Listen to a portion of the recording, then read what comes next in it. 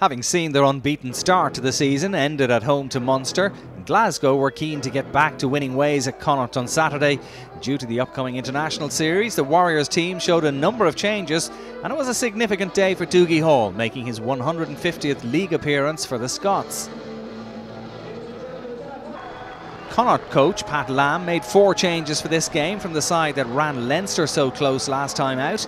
Dave McSharry made a welcome return to the starting 15 at inside centre after injury.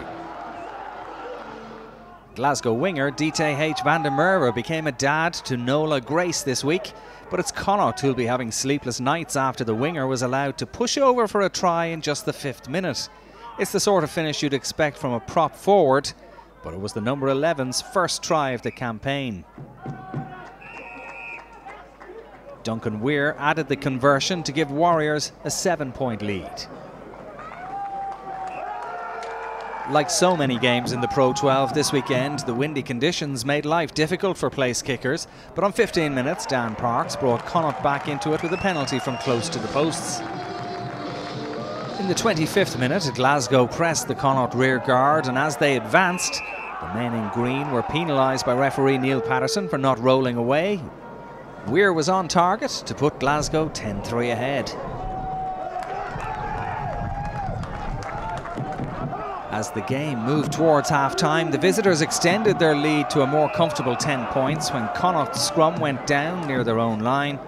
Weir landed another penalty, this one from very close range, to make it 13-3. Parks had a couple of opportunities either side of half-time to reduce the deficit, but both kicks were off target, and Connacht's hopes of winning the game seemed to be slipping away. It was a case of third time lucky, however, for Parks when the ref brought play back for a penalty in the 51st minute, and the Scotsman put it over for 13-6. Soon after that, Weir put 10 points between the sides once again for 16-6. As Connacht pressed the Glasgow line, the visitors were fighting desperately to hold them out and were eventually penalised at the breakdown. Craig Ronaldson, who'd come on as a sub for Parks for the last 20 minutes of the game, was on target with his first effort at the posts to bring the score back to 16-9.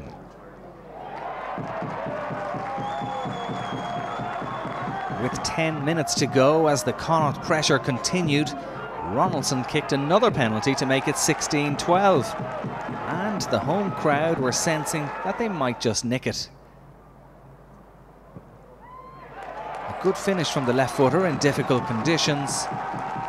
But then, with 4 minutes remaining, Connacht's Mata Fifita was sin-binned, and with it probably went the home side's last chance of winning the game. Glasgow came close to a second try of the night as the clock ticked towards 80 minutes. And Weir sealed the win for Glasgow with a penalty that followed, clocking up a personal tally of 14 on the night and leaving a final score of 19-12. Not a classic, but Glasgow remain unbeaten away from home in the league this season and temporarily went back to the top of the table after this success until Munster won later that evening. A bonus point defeat for Connacht, who face Scarlets next time out.